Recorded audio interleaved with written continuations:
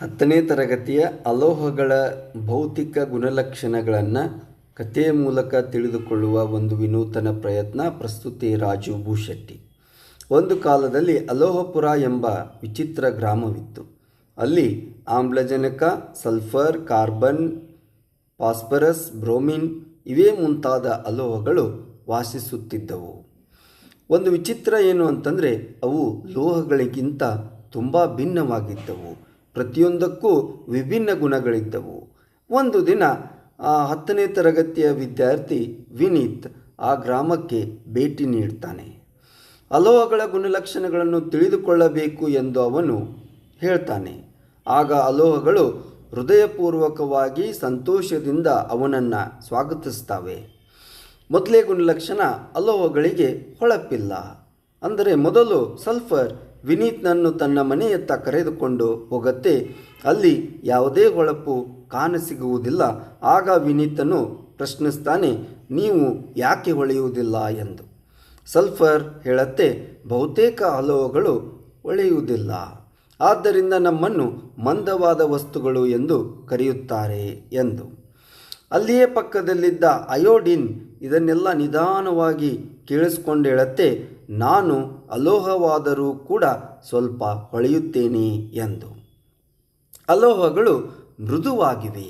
ನಂತರ ಕಾರ್ಬನ್ ವಿನೀತನಿಗೆ ಕಲ್ಲಿದ್ದಲಿನ ತುಂಡನ್ನು ಕೊಡತ್ತೆ.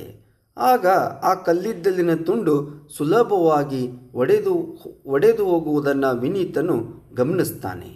ಆಗ ಕಾರ್ಬನ್ ಹೇಳುತ್ತೆ, ಬಹುತೇಕ ಅಲೋಹಗಳು ಗಟ್ಟಿಯಾಗಿರುವುದಿಲ್ಲ, ಅವು ಮೃದುವಾಗಿರುತ್ತವೆ.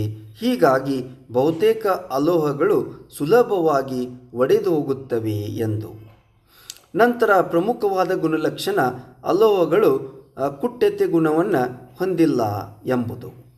ವಿನೀತ್ ಸಲ್ಫರನ್ನು ಸುತ್ತಿಗೆಯಿಂದ ಅದನ್ನು ಹೊಡೆದು ಹಾಳೆಗಳನ್ನಾಗಿ ಪರಿವರ್ತಿಸಲು ಪ್ರಯತ್ನಿಸ್ತಾನೆ. ಆದರೆ ಸಲ್ಫರ್ ಹಾಳೆಯಾಗದೆ ಅದು ಪುಡಿಯಾಗುವುದನ್ನು ಅವನು ಗಮನಿಸ್ತಾನೆ.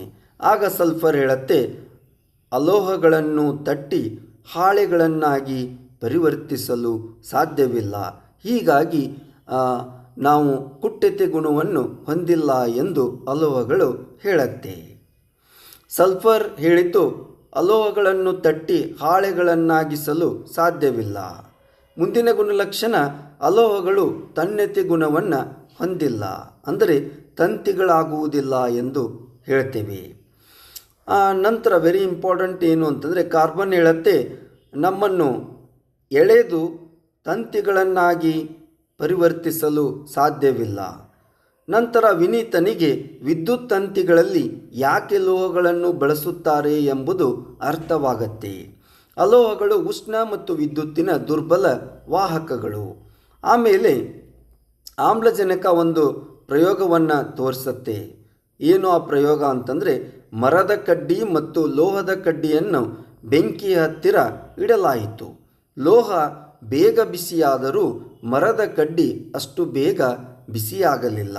ಆಗ ಆಮ್ಲಜನಕ ಹೇಳುತ್ತೆ, ಬಹುತೇಕ ಅಲೋಹಗಳು ಉಷ್ಣ ಮತ್ತು ವಿದ್ಯುತ್ತಿನ ದುರ್ಬಲ ವಾಹಕಗಳು. ಅಲ್ಲೇ ಪಕ್ಕದಲ್ಲಿದ್ದ ಗ್ರಾಫೈಟ್ ಹೇಳುತ್ತೆ, ನಾನು ಮಾತ್ರ ಅಲೋಹವಾದರೂ ಕೂಡ ವಿದ್ಯುತ್ತನ್ನು ಸಾಗಿಸಬಲ್ಲೆ ಎಂದು. ಮುಂದಿನ ಒಂದು ಪ್ರಮುಖ ಗುಣಲಕ್ಷಣ, ಅಲೋಹಗಳು ಶಾಬ್ದನವಲ್ಲ. ಅಂದರೆ ಏನು ಅಂತಂದರೆ, ವಿನೀತ್ ಸಲ್ಫರನ್ನು ಹೊಡಿತಾನೆ, ಆದರೆ ಅದರಿಂದ ಯಾವುದೇ ಶಬ್ದ ಹೊರಬರುವುದಿಲ್ಲ. ಸಲ್ಫರ್ ನಗುತ್ತಾ ಹೇಳುತ್ತೆ, ಅಲೋಹಗಳನ್ನು ಹೊಡೆದಾಗ ಶಬ್ದ ಉಂಟಾಗುವುದಿಲ್ಲ.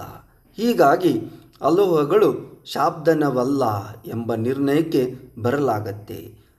ಈ ರೀತಿ ಇನ್ನೂ ಹಲವಾರು ಪರಿಕಲ್ಪನೆಗಳನ್ನು ಕಥೆಯ ಮೂಲಕ ತಿಳಿದುಕೊಳ್ಳುತ್ತಾ ಸಾಗೋಣ. ಧನ್ಯವಾದಗಳು.